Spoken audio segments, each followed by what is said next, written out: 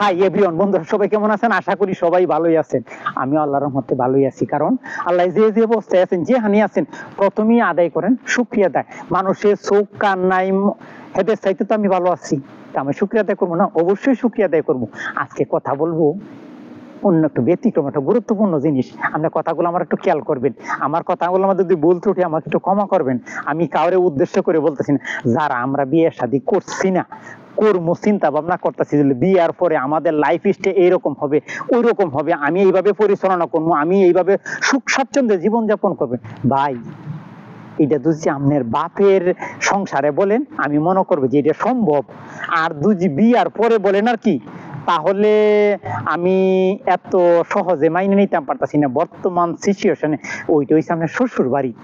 আপনার বাবার শত কষ্ট হইলো আপনার সন্তান আপনারটা পূরণ করার লাগিয়ে চেষ্টা করবার, ওইটা কিন্তু শ্বশুর বাড়ি।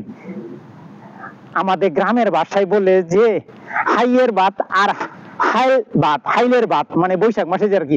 কারণ দেওয়ায় ডাক দিলে শিলা বৃষ্টি হয়েছে, ধানটা শেষ। আর স্বামীর ঘরটা ওই রকমই একটা জিনিস, যে হাইয়ের ভাত আর হাইলের ভাত খাইলে কই তার বা খাইছি, না খাইয়া কোনো বিশ্বাস নাই আর কি। যাই হোক, আমার আঞ্চলিক ভাষায় কথাটা বলছি, কিছু মনে করবেন না, কিন্তু এগুলো হচ্ছে মুরব্বীর কথা আর কি।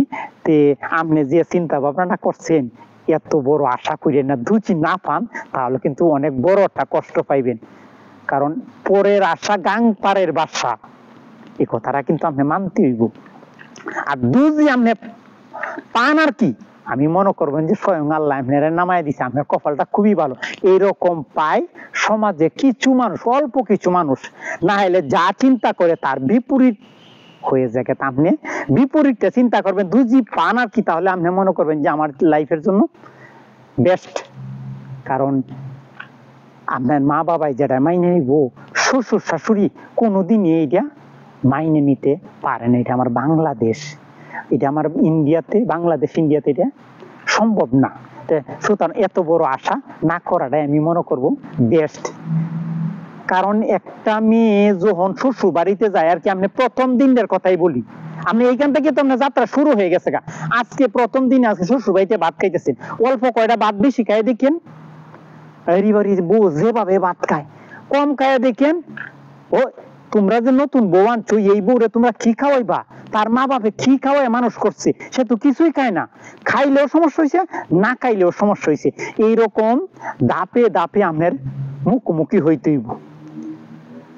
পরীক্ষার পর পরীক্ষা। হ্যাঁ, আপনার যখন পুরা সংসারটা হাতে এসে দেবো গা, তখন আস্তে আস্তে আপনি একটু আরাম আয়েশ গুলা বুক করতে পারবেন। কিন্তু প্রথমে এত দুই আশা করেন আর কি, তাহলে আমি মনে করবো বুকার সাগরে জগতে আপনি বসবাস করতেছেন আর কি।